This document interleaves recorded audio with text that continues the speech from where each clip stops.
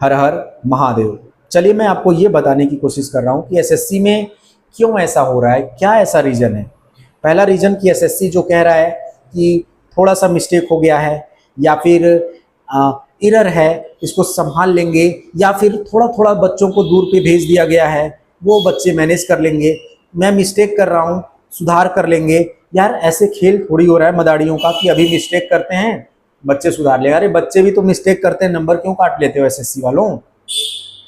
एक थोड़ी सी मिस्टेक हो जाती है बच्चे से तो पूरा नंबर नहीं मिलता, उसका लाइफ खत्म हो जाता है, स्पॉइल हो जाता है, वो जॉब नहीं पा पाता है एक क्वेश्चन के गलत आंसर से। और आप तो पूरा क्वेश्चन ही झोल मार मार के रख दे रहे हो, एकदम 10-10 क्वेश्चन में झोल मार दे रहे हो, 75-75 क्वेश्चन रिपीट कर दे रहे हो।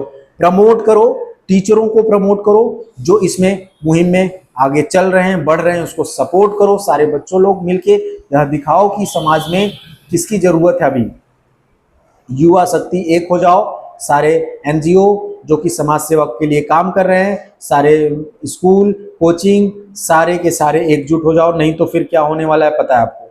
जब देखिए बेसिक एकेडमिक का आप स्कूल खोल के चला रहे हैं तो किस बिहाफ पे चला रहे हैं, जब उनको नौकरी ही नहीं मिलेगी। जब नौकरी ही नहीं मिलेगी तो आप किस बिहाफ पर चला रहे हैं, और क्यों आप 10-10 से 12-12 हज़ार रुपया इंटर में ले रहे हैं। यानी आप भी नहीं लेने के हकदार हैं, यानी आप भी इस मुहिम में हिस्सा बने, आप भी टीचर हैं। नहीं तो फिर वही होगा, घून जैसे एक एक गेहूं के साथ घून भी पिसा जाएगा, वही हाल होगा सबका बाद में। क्योंकि ये सिस्टम ही एजुकेशन को नहीं सपोर्ट करता है।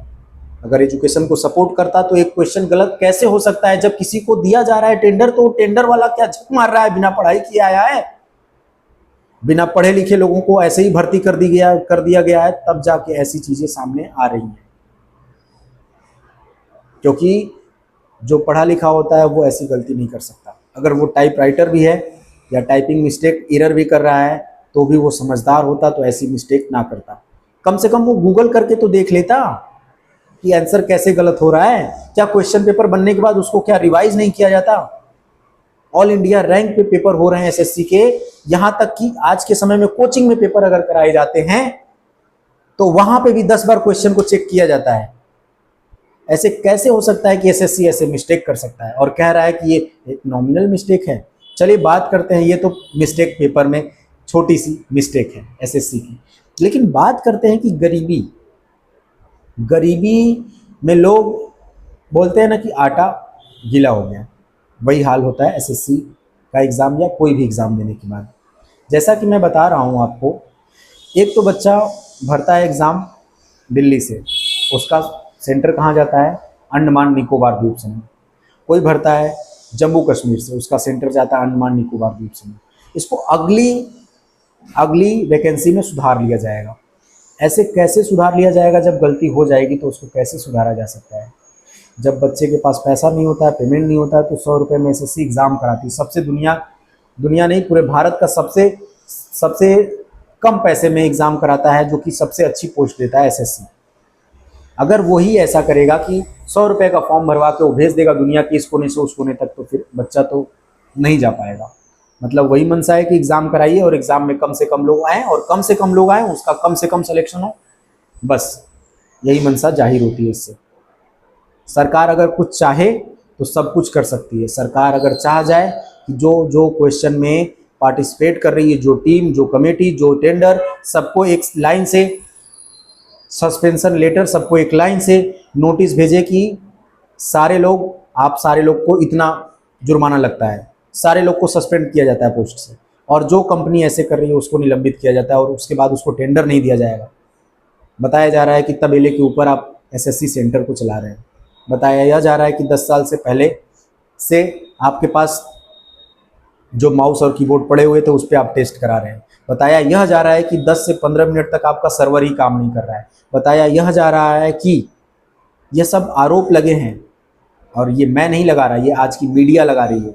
और मीडिया में मैं नाम क्या लूँ, सारे मीडिया वाले कवर कर रहे हैं। रीज़न क्या है, क्योंकि मतलब भारत के सबसे बेस्ट टीचर इसमें आमने सामने हैं सरकार के और इस जो टेंडर कंपनी के। अगर टेंडर कंपनी को टेंडर ही नहीं लेने आता है तो कम से कम ये भारत के जितने अच्छे टीचर हैं उन्हीं को टेंडर दे दो, वो सारे ही एग्ज़ाम करा देंगे। क्योंकि उनके पास एक से एक टेस्ट मॉड्यूल के टेस्ट पेपर हैं जो ऑनलाइन करा रहे हैं। जैसे आपका टेक्स्ट बुक भी अच्छा काम कर रहा है, टेक्स्ट बुक को दे दो, वो सेंटर बनाए, पैसा से वो अपना काम करे। जब ऐसी बात है तो नए टेंडर को सपोर्ट करिए, एक पूरा इंफ्रास्ट्रक्चर एग्जाम का एक खड़ा कर दीजिए, सारे एग्जाम एक ही जगह से हो, कोई एग्जाम दोबारा ना हो।